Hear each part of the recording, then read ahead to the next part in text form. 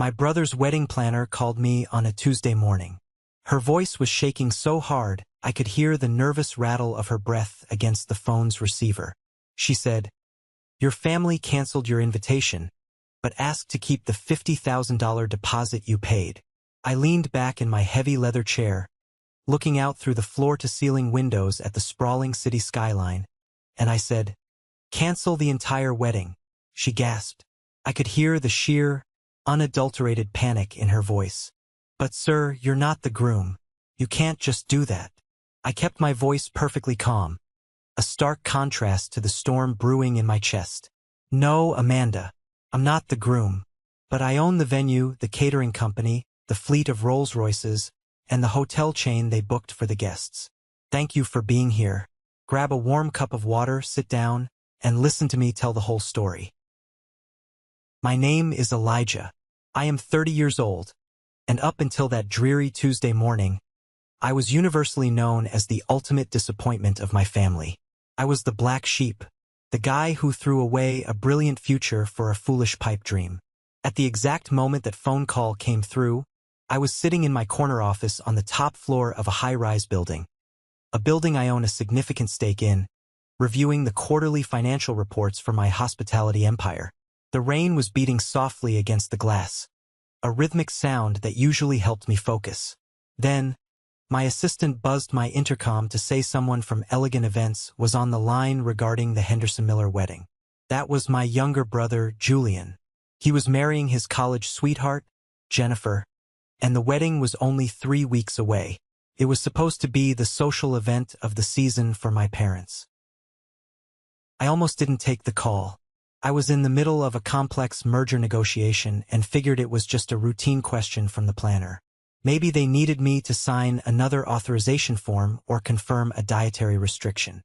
6 months prior, my mother had come to my apartment, practically in tears, claiming Julian was drowning in wedding costs and the stress was tearing his relationship apart. I didn't hesitate for a single second. I wrote a check for $50,000 to cover the venue and the premium vendor deposits. I just wanted my little brother to have a good day. The family didn't even know the money came from me. My mother promised she would keep it an absolute secret so Julian wouldn't feel bad taking charity from his struggling, unpredictable older brother.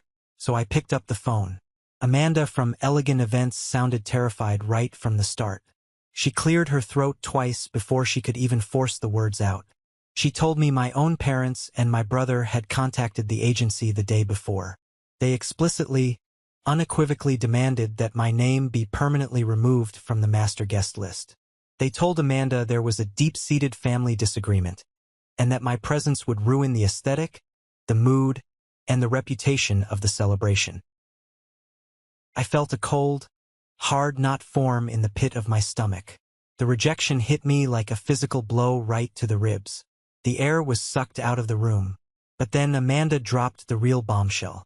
She stammered out that my family wanted to ensure that the $50,000 deposit remained securely attached to their account.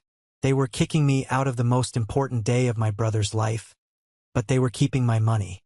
They wanted my wallet, but not my presence. I set my expensive fountain pen down on my mahogany desk. The click echoed in the quiet room. I didn't yell. I didn't curse. I didn't throw anything. I just asked Amanda a very simple, very direct question. I asked her who owned Elegant Events. She was confused. I could hear her furiously rustling through paperwork on her end, her breath hitching. She told me it was owned by a corporate entity called Sterling Event Holdings. I asked her who owned Sterling Event Holdings. A longer, more agonizing pause followed. Finally, she said it was part of the Sterling Hospitality Group. That is when I told her exactly who she was speaking to. I told her I am the CEO and sole owner of Sterling Hospitality Group. The silence on the phone was absolute. It was deafening. I told her to cancel their reservation at the Grand Harbor Hotel. I told her to cancel Symphonic Catering. I told her to cancel the exotic floral arrangements they ordered from Premier Botanicals, the elite photography package from Lens and Light Studios, and the prestige transportation limousine service. Every single vendor they had booked for this extravagant affair was a subsidiary of my company. Amanda started hyperventilating. She begged me to reconsider. She told me the wedding was in 3 weeks, that they had 200 high-profile guests, and that this would utterly destroy the event and her career. I told her her job was perfectly safe. Then I instructed her to refund any deposits paid by the guests for accommodations, send my family a bill for the full amount they owed for breaking the contracts late, and deduct my original $50,000 as a non-refundable cancellation fee. Then I hung up the phone. I sat there in the quiet of my office, watching the rain. I wasn't just a discarded brother anymore. I was a man who had finally truly had enough. But to understand how a family could treat their own flesh and blood with such callous disregard, you have to understand where this all started. 8 years ago, I did the unthinkable. I committed the ultimate sin in my parents' eyes. I walked out of Harvard Business School. I didn't fail out. I wasn't expelled for bad behavior. I was actually near the top of my class. But I simply woke up one day and realized that the traditional corporate path, the endless ladder climbing, the soul-crushing boardroom politics, was not going to give me the life I envisioned. I saw a massive, untapped gap in the luxury event and hospitality market. People wanted experiences, not just services, and the existing companies were stagnant. I had a clear, burning vision of how to fill that gap. But to my parents, Robert and Mary, I might as well have committed a felony. I remember the exact day I came home to tell them. The air in their sprawling suburban house was thick, smelling of my mother's expensive lavender potpourri and floor wax. My father was sitting in his leather armchair, reading the financial section of the Sunday paper. When I stood in the living room and told them I had formally withdrawn from my classes to start my own business from scratch, the room exploded. My father's face turned a dangerous shade of crimson. He stood up so fast he knocked his coffee mug over, throwing the newspaper onto the glass coffee table. He told me I was a fool, an arrogant, ungrateful child. He screamed that I was throwing away a guaranteed 6-figure salary, that I was spitting on the sacrifices they made. He brought up the college fund they had painstakingly built for me, claiming I had flushed it down the drain. My mother just wept. It wasn't the quiet weeping of a concerned parent. It was the theatrical, devastated sobbing of a woman whose social standing had just been threatened. She looked at me like I was a stranger who had broken into her home. She asked me, her voice trembling with genuine horror, what she was supposed to tell her friends at the country club. That was always her primary concern, how things looked to the outside world. The facade was everything. And then there was Julian. Julian was the golden child. 2 years younger than me, he was already on the fast track to law school, perfectly molding himself into the exact son my parents demanded. While my father was yelling at me, threatening to disown me, Julian sat on the plush velvet couch, shaking his head with this smug, condescending look on his face. He didn't defend me. He didn't try to calm our father down. He actually had the nerve to look at my mother, pat her hand, and say, "Don't worry, Mom. At least one of your sons will be a successful lawyer. I promise I won't let you down like this." From that day on, I was branded the family failure, the disappointment. My father threatened to cut me completely out of his inheritance, screaming that not a single dime of his money would go to funding a delusional party-planning hobby. I told him to keep his money. I didn't want his inheritance. I wanted his belief in me. I wanted his support. But that was gone, replaced entirely by contempt. I packed my bags that same night. I didn't take anything they had bought me. I moved into a cramped, leaky studio apartment on the bad side of town, where the radiator rattled all night and the window looked out over a brick wall. I was entirely cut off. Whenever there was a family gathering, Thanksgiving or Christmas, the atmosphere was suffocating. I was treated like a charity case, a cautionary tale they allowed at the table out of sheer obligation. My parents would loudly, aggressively praise Julian for passing his exams, for getting a prestigious internship, for simply existing.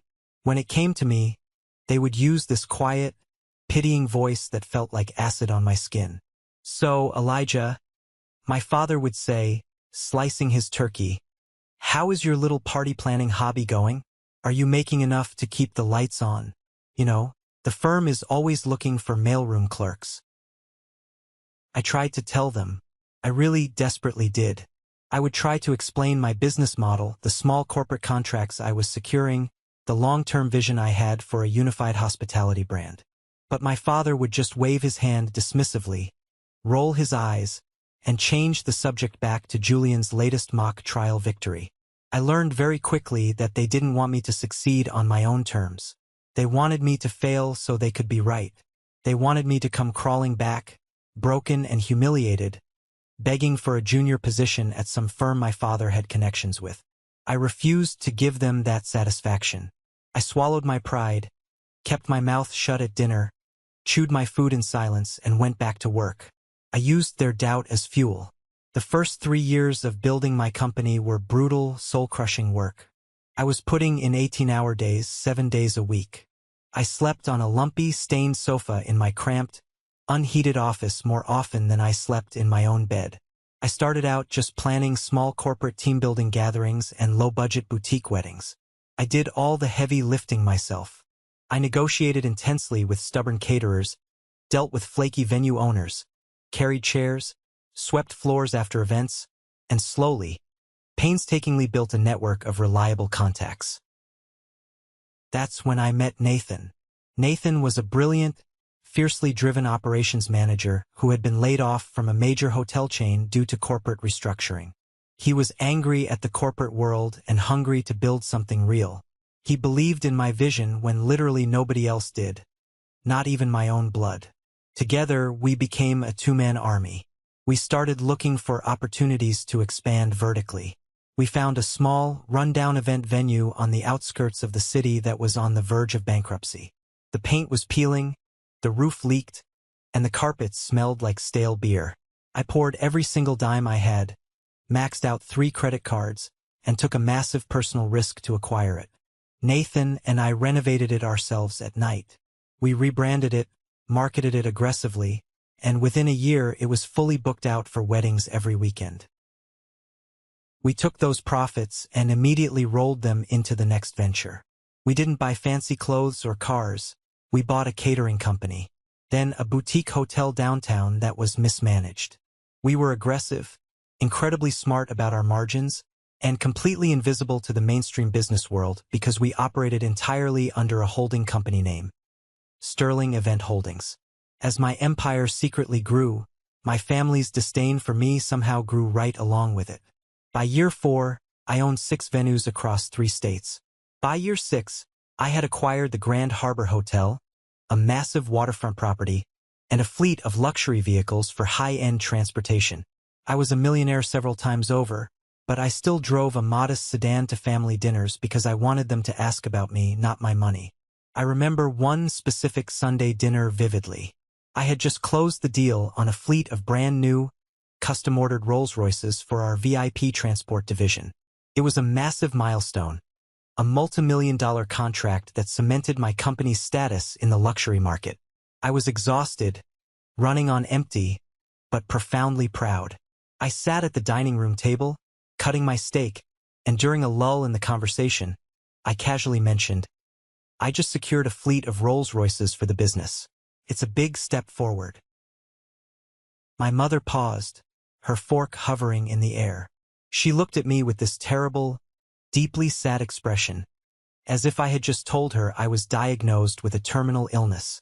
"Oh, Elijah," she sighed heavily. "Are you driving people around now? Is it like an upscale taxi service? Oh, sweetheart, if you need money to pay your rent, your father can help you find a real job. There's no shame in asking for help." Julian laughed out loud. He had just gotten a massive promotion at his law firm and was wearing a tailored suit that probably cost more than my first car. He leaned back in his chair, swirling his wine glass. "Hey, man," Julian smirked, his voice dripping with condescension. "If I ever need a ride to the airport, I'll be sure to call your little taxi service. Do you have to wear a little chauffeur hat and white gloves?" Under the table, my phone vibrated. I looked down. It was a text from Nathan. He had sent a photo of the finalized contract we just signed, securing our dominance in the regional market. I looked back up at my brother's sneering face. "Sure, Julian," I said softly. "I'll give you a ride anytime." I didn't argue. I didn't pull out my bank statements and shove them in his face. I just let them believe what they desperately wanted to believe. It was easier that way. But the isolation was a heavy, suffocating blanket. I was building a kingdom, a literal empire of hospitality, but I was doing it completely alone in the dark. The real reason my family's attitude toward me shifted from mere pity to outright toxic hostility took me years to figure out. It wasn't just my decision to leave Harvard. The well had been actively poisoned. Venom was being dripped into their ears by people I actually thought I could trust. I had an old college friend named Dylan. Dylan and I used to be incredibly close, but we drifted apart when I started my business. He went into corporate finance and loved nothing more than to brag about his end-of-year bonuses and his luxury vacations. About 4 years into my business journey, things were incredibly tight. I was highly leveraged, constantly buying up new properties, and cash flow was a daily, terrifying puzzle. I confided in Dylan over a beer one night at a local dive bar. I told him that the stress of the debt was keeping me awake at night, that I felt like I was walking a tightrope without a net. I told him in strict, brotherly confidence. I didn't know that Dylan was frequently running into my parents at various high society social events and charity galas. Dylan, wanting to make himself look like a massive, unparalleled success by comparison, vastly exaggerated my struggles. He told my father that I was practically bankrupt, that I was drowning in shady, high-interest loans, and that my entire business was a complete house of cards ready to collapse. He painted me as a desperate, pathetic failure who was likely to come begging the family to bail me out to avoid jail time. And then there was Aunt Susan, my mother's sister. Susan had recently gone through an incredibly bitter divorce and a vicious custody battle that left her resentful of anyone else's happiness or potential success. She was a manipulative woman who thrived on drama. She latched onto Dylan's malicious rumors and amplified them tenfold. We were at a family funeral for a distant relative when I overheard her. She pulled my mother aside near the buffet table and whispered in her ear. "You need to distance yourself from Elijah," she hissed, her eyes darting toward me. "He's going to ruin your reputation in this town. He's going to drag Julian down with his debts. You need to protect your assets before he bleeds you dry." I only found out the full extent of this sabotage much later, when a mutual acquaintance had a few too many drinks and let the truth slip. I realized then that my parents weren't just disappointed in me. They were actively embarrassed by me. They viewed me as a financial and social liability. That was the moment something inside my chest truly hardened into stone. I stopped trying to win their approval. I stopped trying to explain myself or share my small victories. I focused entirely, obsessively, on my work. My business became my family. Nathan became the brother I never had. My employees, the people whose livelihoods depended on my leadership, were my priority.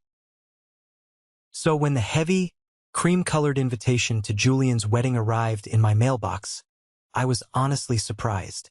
It was a formal, cold piece of cardstock, lacking any personal note, but it was an invitation nonetheless. I thought maybe, just maybe, this was an olive branch, a chance to finally bridge the massive gap between us. I thought my brother actually wanted me there to witness his happiness. I didn't know it was a trap designed to humiliate me. Let's go back to that $50,000 check. 6 months before the wedding, my mother showed up unannounced at my apartment. Not my corporate office, not my penthouse. My old, modest apartment that I still kept just to maintain the illusion of a simple life when family visited. She looked utterly distressed. She sat on my worn-out sofa, nervously wringing her hands, and spun this massive, tear-jerking sob story. She said Julian's fiancée, Jennifer, had incredibly expensive taste, that the wedding costs were spiraling completely out of control, and that my parents had tied up all their liquid assets in a bad real estate investment. She claimed Julian was stressing himself sick, working late nights at the law firm, desperately trying to figure out how to pay for the venue without going into massive debt. "He's your brother, Elijah," she pleaded, real tears welling up in her eyes and spilling over her perfectly powdered cheeks. "I know you don't have much, I know things are hard for you, but if you have any savings at all, please, please help him. He would be absolutely devastated if he had to cancel the Grand Harbor Hotel." It would break his heart. I looked at her, my own mother, sitting in my living room, lying directly to my face, expertly playing on my deepest sense of familial guilt. I didn't say a word about my wealth. I didn't tell her I owned the very hotel she was crying over. I just walked over to my desk, pulled out my personal checkbook, and wrote a check for $50,000. I handed it to her. She looked at the zeros, her eyes widening in genuine shock. She clearly hadn't expected me to have that kind of cash. But she quickly recovered, folded the check, shoved it deep into her designer leather purse, kissed my cheek with forced affection, and hurried out the door. She promised, looking me dead in the eye, that she wouldn't tell Julian, to spare his masculine pride. I felt good about it. I really did. I thought I was doing the noble, right thing for my little brother. But immediately after I received that devastating phone call from Amanda canceling my invitation, I called Nathan into my office. Nathan is my COO, my right hand, and the most fiercely loyal person I have ever met. I told him exactly what had just happened. Nathan's face turned a violent shade of red with anger. Without saying a word, he immediately pulled out his secure tablet and accessed the accounting records for the Henderson Miller wedding account within our system. "Elijah," Nathan said, his voice dangerously low, his eyes fixed on the screen. "Look at this. You need to see this." He slid the tablet across my heavy desk. The $50,000 had indeed been deposited into the Elegant Events account. Yes. But the total cost of their initial deposits for the venue and the premium vendors was only $35,000. I frowned, leaning forward to look at the numbers. "Where did the other $15,000 go?" I asked, confusion masking the rising tide of anger. Nathan pulled up the secondary ledger, his jaw tight. "Your mother requested a partial refund of the overpayment. She had it routed to a private secondary account. I ran a quick background check on the routing number just to be sure. Elijah, she used $15,000 of your money to book a 2-week, ultra-luxury family vacation at a resort in Hawaii." I stared at the glowing screen. The numbers and words blurred together. They didn't just take my hard-earned money to fund an extravagant wedding they deliberately banned me from. They took my money to go on a tropical vacation with Aunt Susan, Julian, and his fiancée. They used my cash to drink overpriced margaritas on a white sand beach, probably laughing about the idiot failure of an older brother who unknowingly funded their lavish getaway, while simultaneously making sure I wasn't even allowed to sit in the back row to watch Julian walk down the aisle. My jaw clenched so hard I thought my teeth would crack. A cold, absolute, terrifying fury washed over me, extinguishing every last ounce of warmth I had left for them. Any lingering guilt I had about ruining their big day vanished in that exact, crystal-clear second. They wanted to play games with my life. I was about to change the rules. I picked up my phone. It was time to systematically, ruthlessly dismantle the most important day of my brother's life. My first call was to Gabriel, the executive chef who oversees all premium catering operations for the Sterling Group. Gabriel is a culinary genius, a guy who treats food like a sacred religion and runs his kitchens with military precision. "Gabriel," I said, my voice steady and cold, "pull the Henderson Miller file for the 24th of this month." I heard him aggressively tapping on his mechanical keyboard. "Got it, boss. High-end seafood menu, truffle risotto, prime rib carving stations, the works. It's a massive spread. What's the change? Dietary restrictions?" "Cancel it," I ordered. "Cancel the food orders, cancel the waitstaff, cancel the equipment rental. I want you to blacklist the names Robert Henderson, Mary Henderson, and Julian Henderson from every single one of our affiliate restaurants and catering services nationwide." Gabriel paused. The typing stopped completely. He knew those names. He knew they were my family. "Elijah, are you absolutely sure about this? It's 3 weeks out. The fallout is going to be massive." "I've never been more sure of anything in my entire life, Gabe. Shut it down. Leave them with nothing." "Done," he said, slamming his hand on his desk. He didn't ask another question. He was always fiercely protective of me. Next, I called Lincoln, the tough, no-nonsense manager of our luxury transport fleet. Lincoln, the Henderson wedding on the 24th. They booked 6 Rolls-Royces for the bridal party and a vintage Porsche for the getaway car. Pull every single one of them. Pull them? Boss, that's a premium weekend slot. We could have rented those cars out 3 times over. I have drivers scheduled. I don't care about the lost revenue. Leave the cars in the garage. If anyone from that family calls asking about that reservation, tell them the company exercised its legal right to refuse service. Send them an official cancellation email right now. I sat back in my chair and watched the dominoes fall. Within 30 minutes, my companies had dispatched formal, legally binding cancellation notices to my parents' and Julian's email addresses. The stunning waterfront venue, the gourmet food, the imported flowers, the luxury cars, the hotel blocks holding reservations for out-of-town guests, gone. Wiped out with a few keystrokes. I didn't just take away their party. I stranded 200 wealthy, high-profile guests across the country with no hotel rooms and no transportation. I violently stripped my family of every single ounce of prestige and status they were so desperately trying to project to their country club friends. I walked over to the private bar in my office, poured myself a stiff glass of scotch, walked back over to the floor-to-ceiling window and waited. I knew the explosion was coming. I knew exactly how long it would take for my father, who obsessively checked his phone, to see his email inbox light up with disaster. 45 minutes later, my personal cell phone rang. The caller ID flashed my father's name. I took a slow, deliberate sip of my scotch, let it burn down my throat, and answered the phone. "Hello, Robert," I said. I didn't call him Dad. He hadn't been a dad to me in almost a decade. "Elijah," he screamed. The sound was so loud and piercing I had to pull the phone away from my ear. He was practically hyperventilating, his voice cracking with rage. I could hear my mother sobbing hysterically in the background, a chaotic mess of noise. "What the hell is going on? Did you do this? Did you somehow hack into my email account?" "Calm down," I said, my voice entirely flat, devoid of any emotion. "I didn't hack anything. What seems to be the problem?" "The wedding," he roared, coughing as he yelled. "Everything is completely canceled. We just got 6 different emails from 6 different companies saying our contracts are terminated. The hotel, the caterer, the cars, everything. And the venue planner said she spoke directly to the owner, and the owner canceled it. Are you behind this sick prank? Because if you are, I swear to God I will get my lawyer. I will get Julian to sue you into the ground." "It's not a prank, Robert," I interrupted, cutting through his hysterical threats. "It's business. You canceled my invitation. You decided I wasn't worthy to breathe the same air as your country club friends.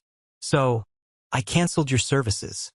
"You can't do that," he yelled, his voice echoing shrilly over the line.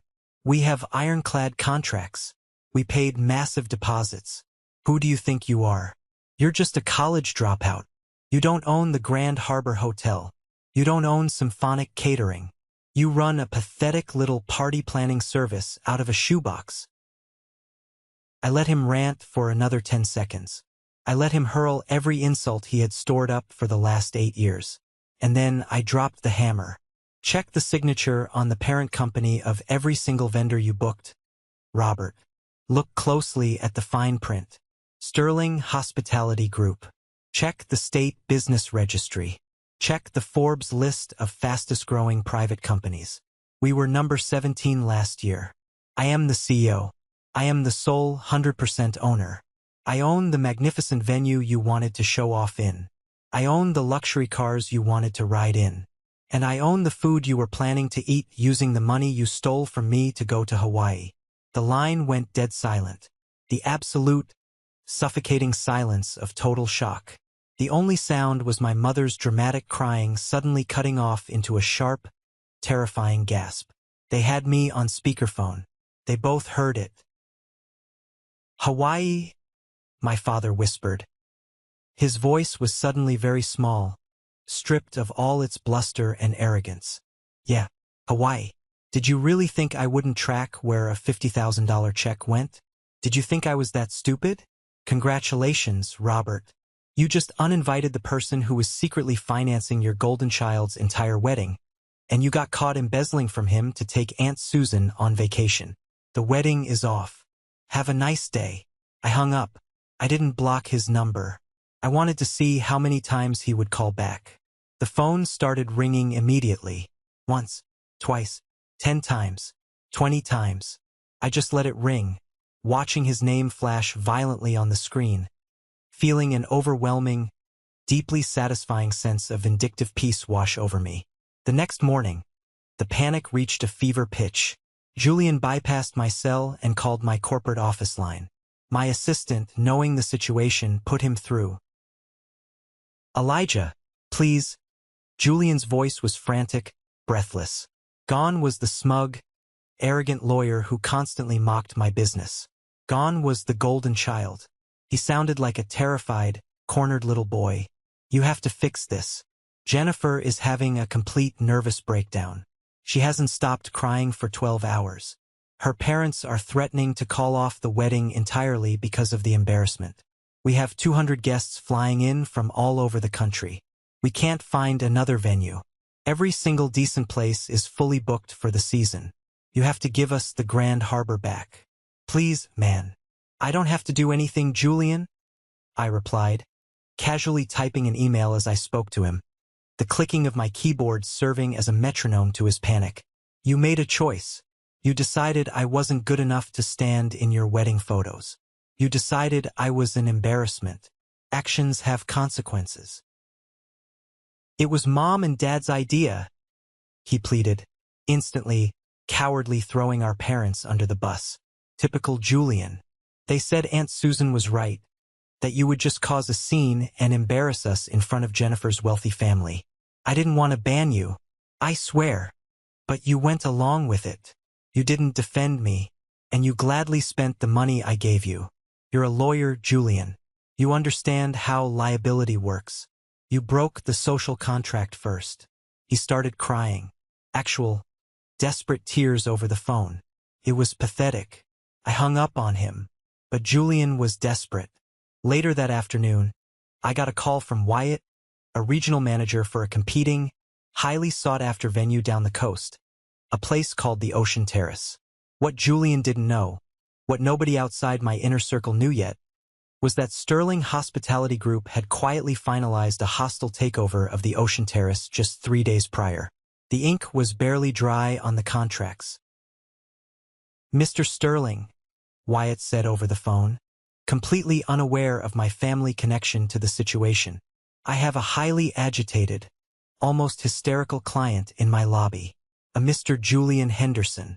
He's practically throwing an open checkbook at me, begging to book the terrace for the 24th. He says his previous venue screwed him over illegally. How do you want me to handle this, sir? Do we squeeze him for a premium rate? I couldn't help but smile. The universe truly has a beautiful, poetic sense of irony.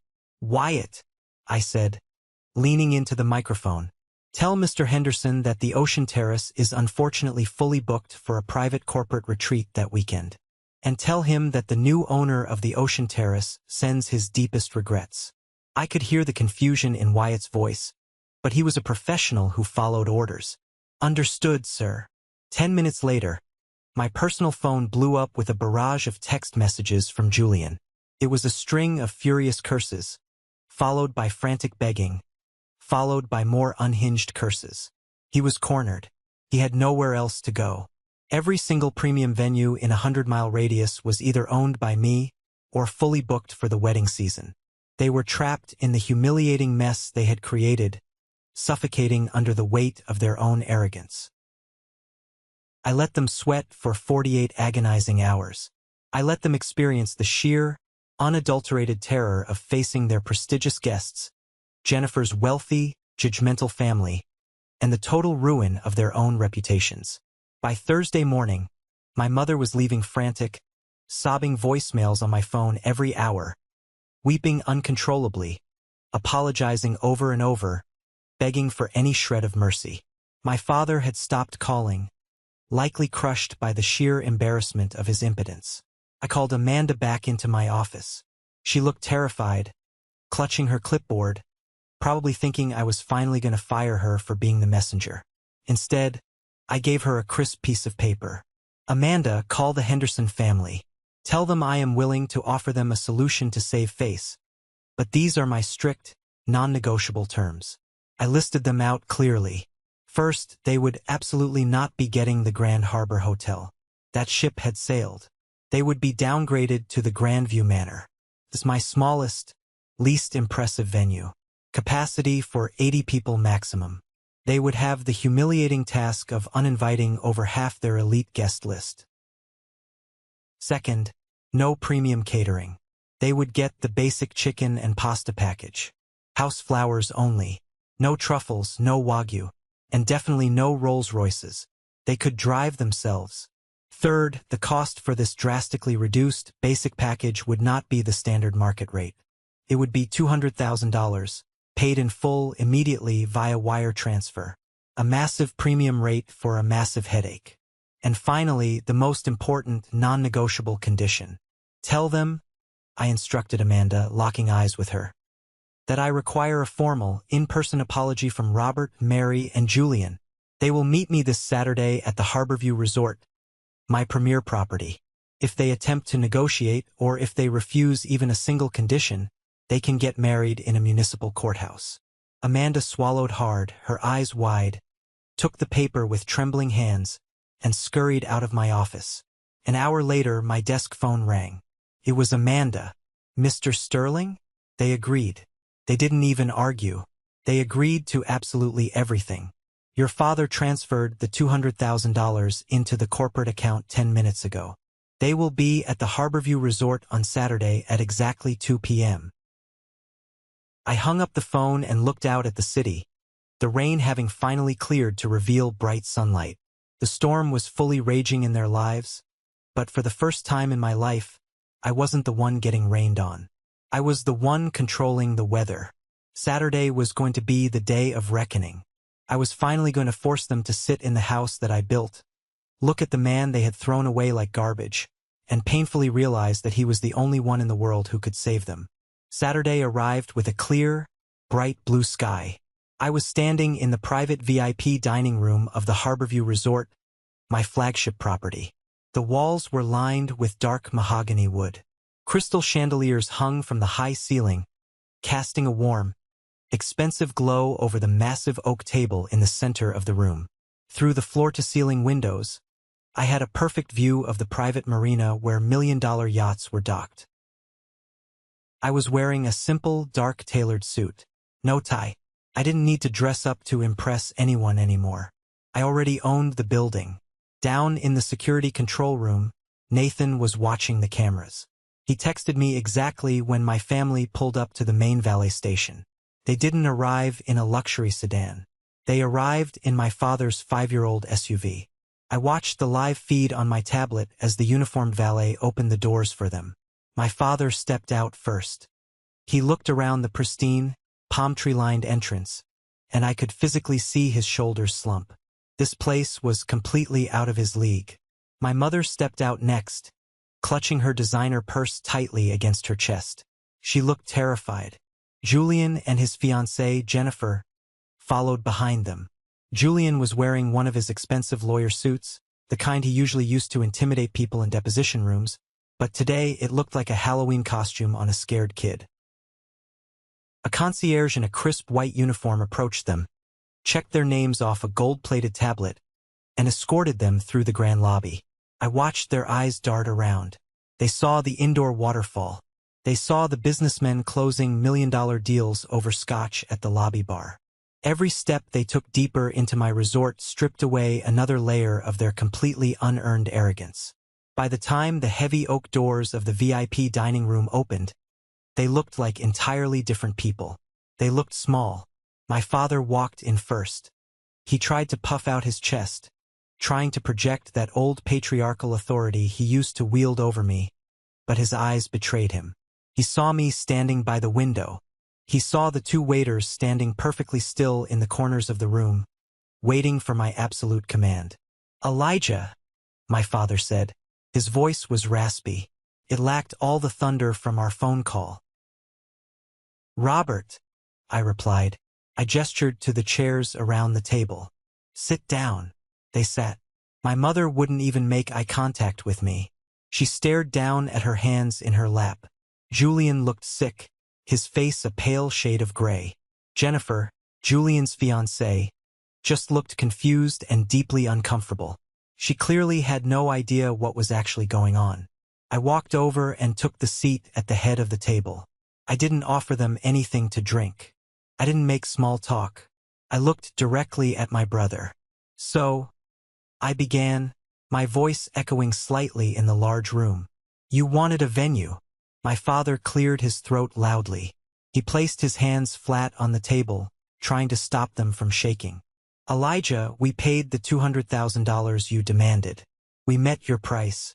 Now we need to finalize the details for the Grandview Manor. The wedding is in 2 weeks. We are out of time. I didn't blink. I reached into my leather briefcase sitting on the floor next to me and pulled out a single manila folder. I dropped it flat onto the center of the table. The sharp slap of the cardboard against the wood made my mother physically flinch. Before we discuss your new venue, I said, we are going to discuss your accounting practices. Because in the business world, I don't sign contracts with thieves. Julian's head snapped up. Thieves? Elijah, watch your mouth. I opened the folder. I slid the top piece of paper across the smooth wood directly toward my mother. It was a printed bank statement. Mary, I said, using her first name, would you like to explain to Jennifer how you afforded that luxurious 2-week family vacation to Hawaii last month? Because I have the routing numbers right here. You took the $50,000 I gave you to help your son, you diverted $15,000 into your personal checking account, and you bought plane tickets for yourself, Robert, Julian, and Aunt Susan. Jennifer gasped. She turned sharply to look at Julian. Hawaii? You told me your firm gave you a bonus to pay for that trip. You told me it was a gift for passing the bar. Julian swallowed hard. He couldn't look his future wife in the eye. Jen, I can explain. There is nothing to explain. I cut in, my voice cold and hard. They stole my money. They used it to go to a beach. And then, as a thank you, they called my company and permanently banned me from the wedding. You kept my cash and threw me in the trash. My father stood up. He was desperate to regain control. Listen to me, Elijah. You are blowing this completely out of proportion. We always planned to pay you back. You have plenty of money now anyway. It's not a big deal. You owe us for raising you. We gave you a roof over your head. I was going to leave you my inheritance before you disrespected us by dropping out of school. I actually laughed. A dry, humorless sound. Your inheritance? Robert, your entire net worth wouldn't cover the landscaping budget for this resort. Just as the words left my mouth, the heavy doors to the dining room swung open. My assistant hadn't announced anyone, but the man walking in didn't need an announcement. It was Carter. Carter is a billionaire real estate mogul from Chicago and my primary silent partner in the coastal expansion project. He is a man who moves markets just by making a phone call. Carter walked in casually, wearing a custom Italian suit, holding a stack of financial reports. He completely ignored my family. He didn't even register they were sitting there. Elijah, Carter said, his booming voice filling the room. I just reviewed the acquisition numbers for the new downtown properties. The board is thrilled. Your projections were dead on. We are looking at a 40% profit margin by Q3. You are a genius, kid. I'm wiring the extra $20 million into the holding account tomorrow. The entire room froze. My family stopped breathing. My father recognized Carter instantly. Everyone in the financial world knew Carter. My father had spent his entire career trying to get a meeting with men like Carter, and he had failed every single time. Carter finally looked down at the table, noticing the pale, terrified faces of my parents. He squinted at my father. Wait a minute. I know you. Robert Henderson, right? From the mid-level accounting firm in the city. We played golf once 5 years ago. You sliced every drive into the woods. My father looked like he was going to pass out. He slowly nodded. Yes, Mr. Carter. It's an honor to see you. Carter looked from my father to me, completely confused. Elijah, why are you having lunch with an entry-level accountant? Are we buying his firm? No, Carter, I said, keeping my eyes locked on my father's completely defeated face. He is just a client, a very difficult client. We were just finishing up. Carter shrugged, tossing the reports onto the end of the table.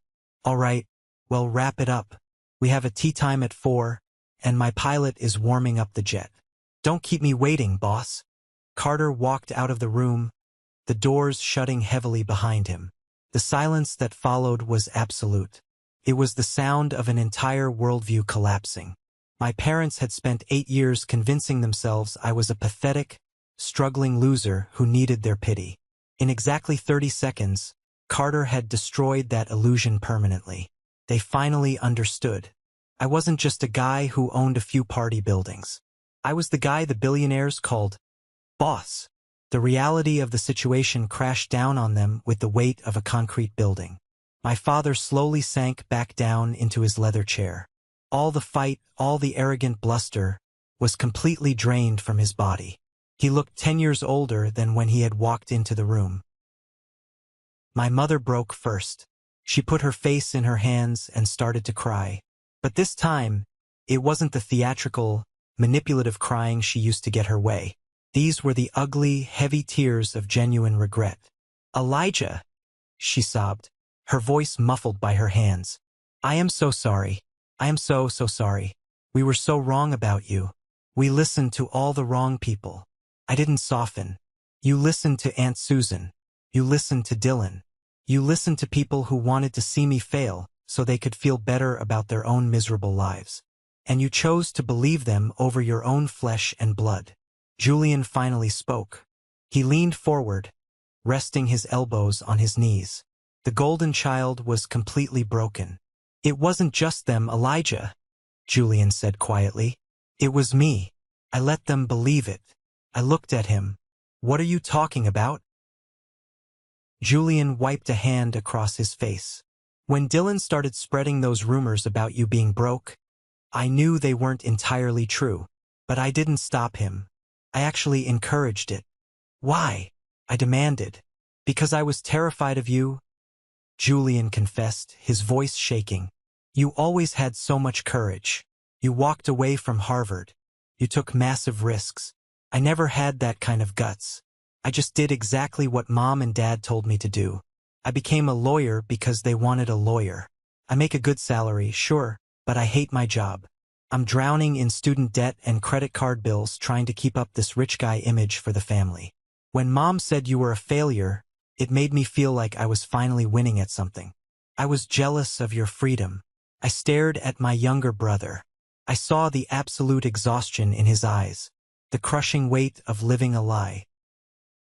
Suddenly, Jennifer stood up.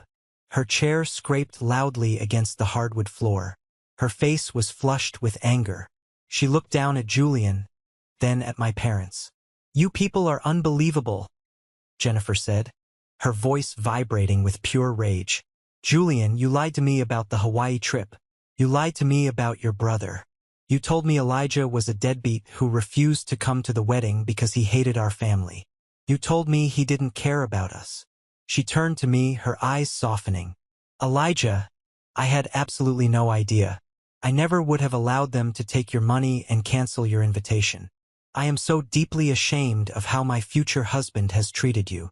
She looked back at Julian. If we are going to get married, this ends today. The lying ends today. The fake country club act ends today. You are going to fix this with your brother, or there is no wedding at all. Do you understand me? Julian scrambled to his feet, reaching for her hand. Jen, I promise. I swear I'm done. I'm so sorry.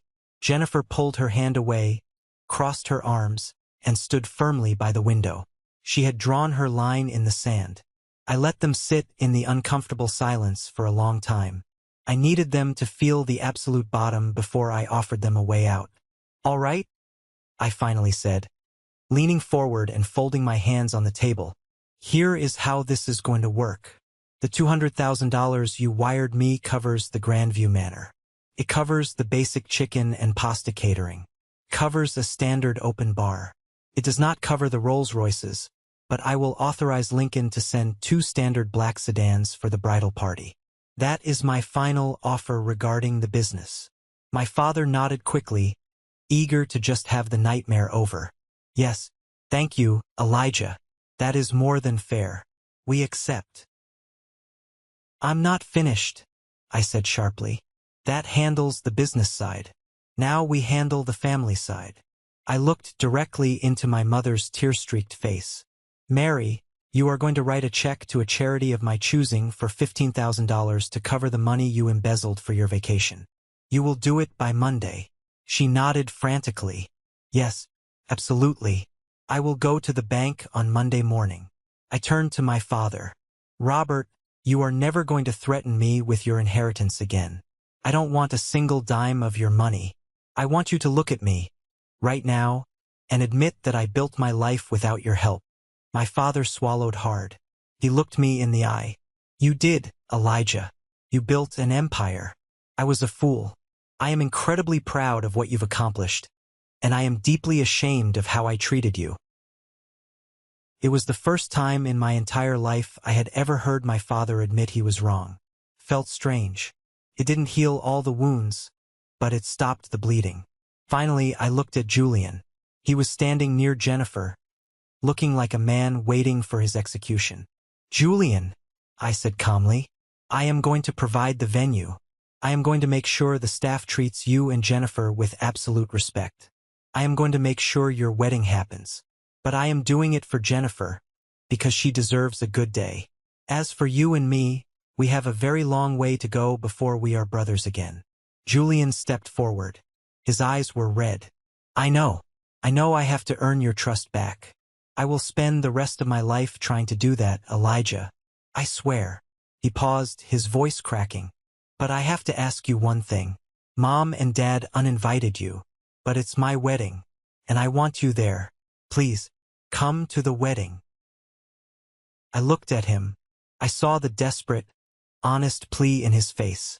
He wasn't acting anymore. He was just a guy who realized he was about to lose the only brother he had.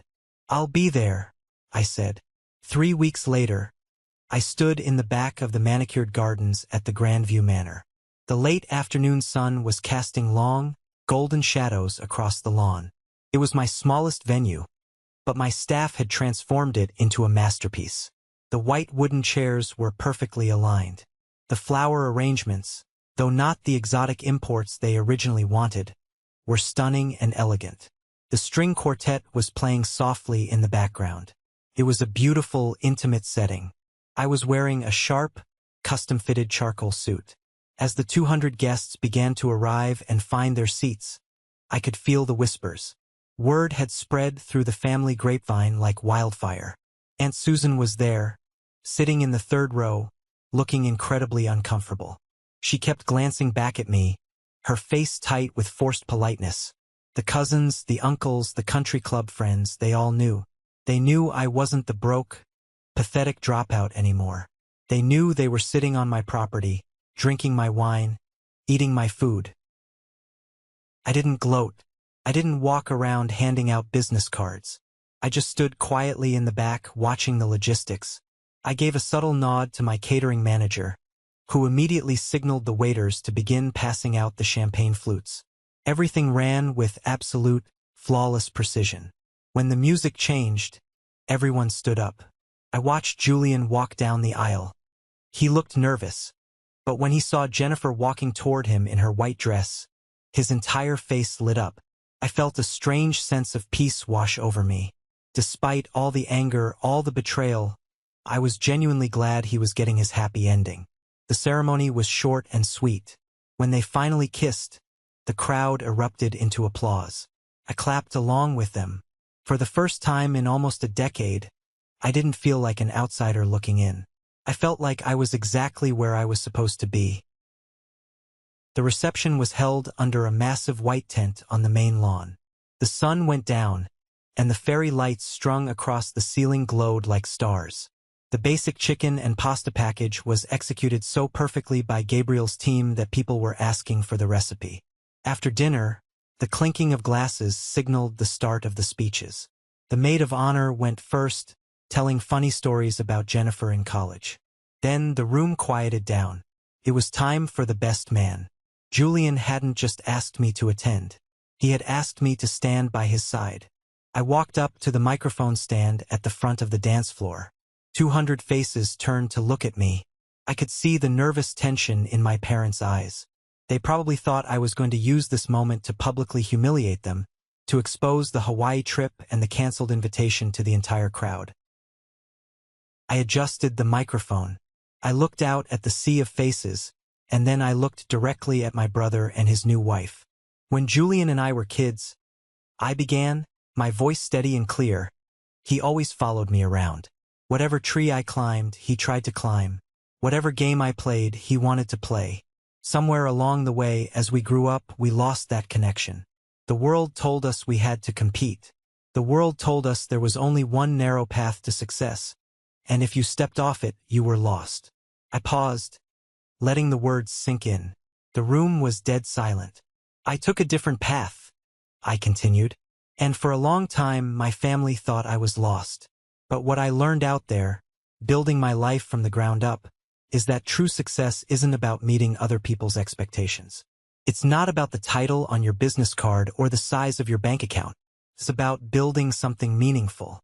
It's about finding the strength to build a foundation so solid that when the storms come, you can provide shelter for the people you love. I looked at my parents. They were both crying quietly. "Julian," I said, turning back to my brother, "you are a good man. You have a beautiful wife. You have a long, bright future ahead of you. Don't waste it trying to impress people who don't matter. Build your own foundation, and know that no matter what happens, your big brother is always going to be right here, ready to help you carry the load." I raised my glass of champagne. "To Julian and Jennifer, may your love be the strongest thing you ever build." The crowd erupted. It wasn't polite golf claps. It was genuine, roaring applause. Julian stood up from his table, walked over to me, and wrapped his arms around me in a tight, crushing hug. He buried his face in my shoulder. "Thank you," he whispered. His voice choked with emotion. "Thank you for saving me." Later that night, as the band played a slow jazz tune and the older guests began to head home, I stepped out onto the stone terrace to get some fresh air. The ocean breeze was cool and sharp. I heard footsteps behind me. I turned to see my father walking out of the shadows. He looked tired, but the heavy, arrogant tension he used to carry in his shoulders was gone. He walked over and stood next to me, leaning his forearms on the stone railing, looking out at the dark water. We stood in silence for a few minutes, just two men listening to the waves. "That was a hell of a speech, Elijah," he finally said quietly. "I meant every word of it," I replied. He nodded slowly. "I know you did. You showed more class and character in those 3 minutes than I have shown in my entire life." He paused, taking a deep breath. "I wanted to talk to you about Aunt Susan. I know what she said to your mother at the funeral all those years ago. I know she poisoned the well. Susan went through a terrible divorce. The custody battle for her kids completely destroyed her mental state. She became a bitter, toxic person who couldn't stand to see anyone else succeed. But that is no excuse for me. I was your father. I was supposed to protect you from people like her. Instead, I let my own pride blind me. I wanted a son who looked perfect on paper so I could brag at the club. I failed you, Elijah. I failed you completely." I looked at the side of his face, the deep lines around his eyes. He wasn't a monster. He was just a deeply flawed man who had been brainwashed by a society that valued appearances over reality. "You did fail me, Dad," I said. It was the first time I had called him Dad in 8 years. "But you're here now, and you apologized. That counts for something." He looked at me, tears glistening in his eyes. He reached out and placed a heavy, warm hand on my shoulder. "I am so proud of you, son," he said, his voice thick. "Not because you're a billionaire, Not because you own all this. I'm proud of the man you became.